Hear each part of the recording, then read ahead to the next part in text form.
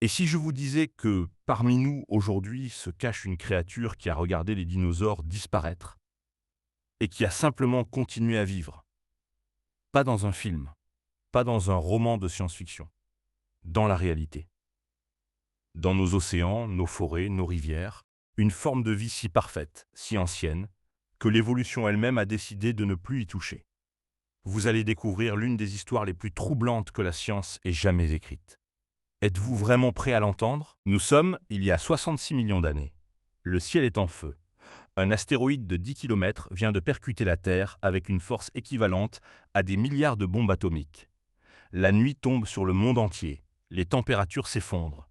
La vie, telle que nous la connaissions, est en train de mourir. Les tyrannosaures hurlent. Les tricératops s'effondrent.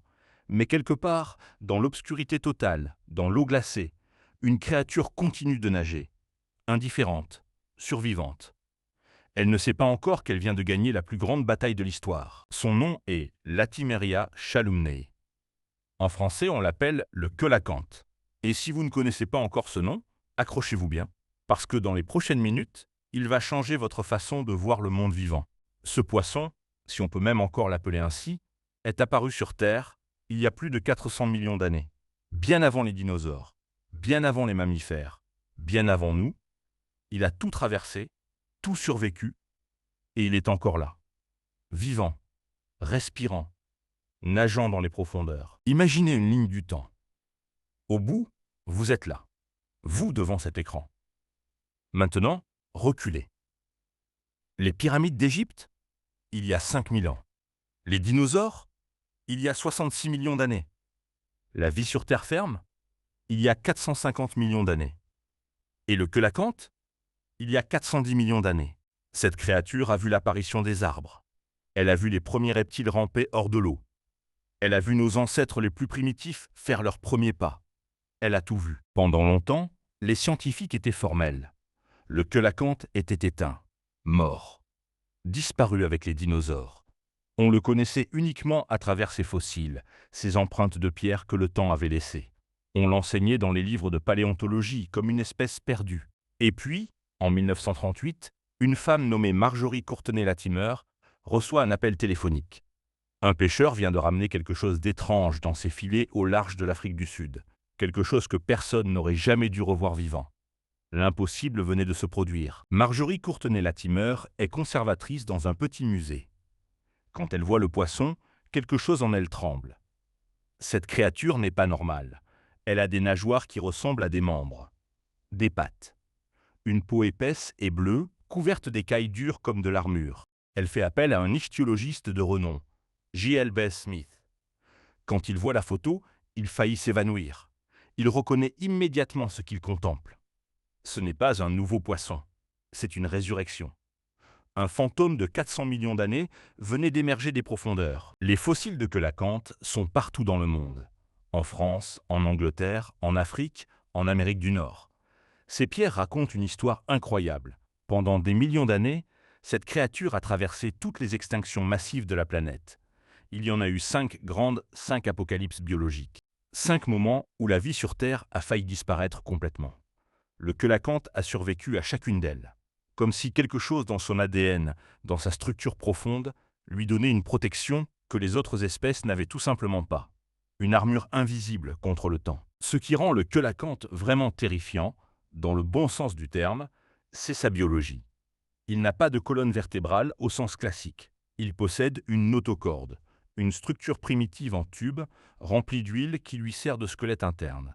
Ses nageoires bougent en diagonale, exactement comme les pattes d'un quadrupède terrestre. Un chien, un cheval, un être humain qui marche. Ces nageoires ne sont pas des nageoires ordinaires, ce sont des membres en devenir, des bras et des jambes gelés dans le temps. Une évolution suspendue depuis 400 millions d'années. Et si cette créature n'était pas juste un survivant? Et si elle était un miroir de notre propre origine? Certains scientifiques pensent que les ancêtres des premiers animaux terrestres ressemblaient beaucoup au coelacanthe. Cette façon particulière de bouger ses nageoires, cette capacité à utiliser ses membres de façon alternée. C'est peut-être exactement comme ça que la vie a quitté l'océan pour poser le pied sur la terre ferme. Le coelacanthe n'est peut-être pas seulement un survivant.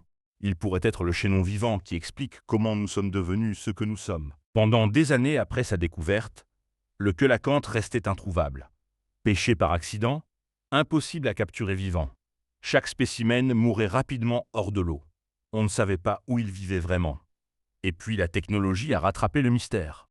Des caméras sous-marines envoyées à des centaines de mètres de profondeur ont enfin capturé la scène. Le coelacanth vit dans des grottes sous-marines, entre 150 et 700 mètres de profondeur, dans l'obscurité totale. Il chasse la nuit. Il se repose le jour, parfois à la verticale, la tête en bas, immobile comme un fantôme suspendu dans l'eau noire. En 1997, la science allait encore trembler. Un biologiste américain, Mark Erdman, est en voyage de noces en Indonésie. Sur un marché aux poissons à Sulawesi, il aperçoit quelque chose qui lui coupe le souffle. Un poisson qu'il reconnaît immédiatement. Un coelacanth, mais pas le même. Légèrement différent, plus brun, des taches différentes, une nouvelle espèce, Latimeria menadoensis, cachée à l'autre bout du monde, à des milliers de kilomètres de la première. Comment deux populations d'une créature supposément éteinte ont-elles pu survivre séparément, en secret, dans deux océans différents pendant 60 millions d'années? La science n'avait pas de réponse. Les scientifiques ont séquencé l'ADN du coelacanth. Et là, quelque chose d'extraordinaire s'est produit. Son génome, son code génétique complet, évolue beaucoup plus lentement que celui de n'importe quelle autre espèce connue, comme si le temps avait décidé de l'épargner, comme si l'évolution avait dit « cette créature est parfaite, il n'y a rien à changer ». En comparant son ADN avec celui des humains, des poissons pulmonés et des reptiles, les chercheurs ont confirmé quelque chose de bouleversant. Le coelacanth est génétiquement plus proche de nous que de la plupart des autres poissons. Il est notre cousin préhistorique. Hollywood a toujours été fasciné par l'idée de créatures préhistoriques survivantes. Jurassic Park. Le monde perdu. Mais la réalité dépasse la fiction. Parce que le coelacanth ne vit pas dans un parc clôturé. Il ne nécessite pas de manipulation génétique. Il n'a pas été ressuscité dans un laboratoire. Il est simplement là, vivant, depuis 400 millions d'années. Aucun scénariste n'aurait osé écrire cette histoire. Une créature qui survit à 5 extinctions de masse, à l'impact des astéroïdes, aux glaciations, aux tsunamis volcaniques, et qui continue de nager, tranquillement, dans l'obscurité de nos océans. Imperturbable. Les premières images vidéo du coelacanth vivant dans son habitat naturel ont provoqué un choc mondial dans la communauté scientifique. On le voit se déplacer au ralenti, avec une grâce presque irréelle. Ses nageoires bougent en coordination parfaite, gauche avant avec droite arrière, puis droite avant avec gauche arrière. Exactement comme un mammifère qui court. Exactement comme vous quand vous marchez dans la rue. Cette synchronisation des membres que nous croyons être une invention de la vie terrestre existait déjà dans l'océan, depuis avant les dinosaures, filmée pour la première fois. La preuve vivante d'un monde disparu. Mais voici la partie qui devrait nous glacer le sang. Cette créature qui a survécu à l'astéroïde qui a tué les dinosaures, aux 5 extinctions de masse, à 400 millions d'années de catastrophes planétaires, elle est aujourd'hui menacée par nous, par l'être humain. La surpêche accidentelle, la destruction des habitats marins profonds, le réchauffement climatique qui modifie les températures des océans. Le coelacanth n'est pas fait pour les eaux chaudes. Et nos océans se réchauffent. La créature la plus résistante de l'histoire de la vie sur Terre pourrait être détruite en quelques décennies par la seule espèce qu'elle n'avait jamais rencontrée avant. On estime qu'il ne reste qu'entre 500 et 1000 coelacanths vivants dans le monde entier. 500 individus, pour une espèce vieille de 400 millions d'années. Pour mettre les choses en perspective, il y a plus de lions en Afrique, plus de requins blancs dans le Pacifique. L'une des créatures les plus anciennes de la planète est techniquement en voie d'extinction. Les scientifiques travaillent à grande vitesse pour documenter et protéger les dernières populations connues, principalement dans les Comores, en Tanzanie, au Mozambique et autour de l'île de Sulawesi en Indonésie. Le temps presse. Maintenant, voici la révélation que personne ne voit venir. Le coelacanth est vivipare. Il ne pond pas d'œufs comme la plupart des poissons. Il donne naissance à des petits vivants, pleinement formés, après une gestation de 13 mois. 13 mois. Plus longtemps que les éléphants. Et ces petits naissent directement capables de chasser, de survivre, de vivre dans les profondeurs. Cette stratégie reproductive unique est peut-être l'une des clés de sa survie exceptionnelle. Pendant que d'autres espèces pondaient des milliers d'œufs exposés aux prédateurs, le coelacanth protégeait ses petits de l'intérieur. Une innovation biologique vieille de 400 millions d'années. Avant même que la science ne le découvre en 1938, les pêcheurs locaux des Comores connaissaient parfaitement cette créature. Ils l'appelaient le gombessa. Ils la capturaient depuis des générations sans jamais réaliser qu'ils tenaient entre leurs mains l'une des espèces les plus précieuses de la planète. Pour eux, c'était juste un poisson de grande taille avec une chair huileuse et désagréable, inutile à la consommation. Sa chair est si riche en huile et en composés particuliers qu'elle provoque des troubles digestifs sévères. Même les prédateurs marins évitent de le manger, comme si la nature elle-même le protégeait. Le coelacanth possède un organe que très peu de créatures ont jamais développé. Un organe rostral, situé sur le museau, capable de détecter les champs électriques émis par d'autres animaux. Il perçoit le monde électriquement. Il détecte ses proies dans l'obscurité totale, sans même les voir. Cette capacité, qu'on appelle l'électroréception, est extrêmement rare dans le règne animal.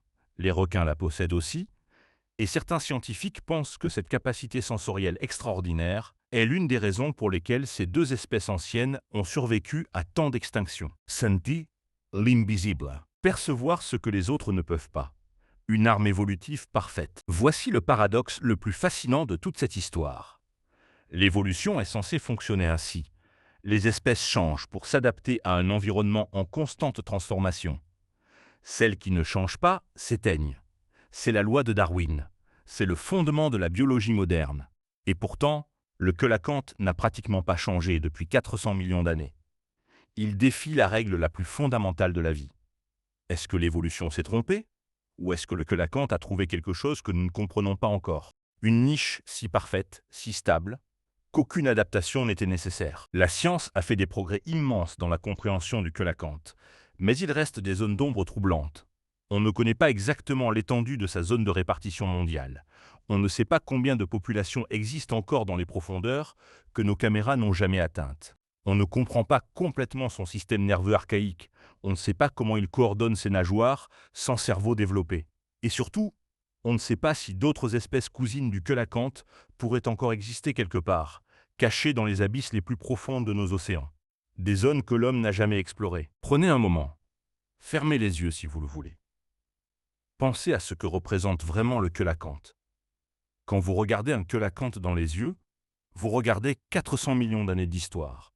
Vous regardez les yeux d'une créature qui a vu naître et mourir des espèces entières, qui a regardé nos ancêtres les plus primitifs faire leurs premiers pas maladroits hors de l'eau, qui a traversé des nuits de fin du monde que nous ne pouvons même pas imaginer, et qui est encore là, nous fixant du fond de ces grottes sous-marines. Patient.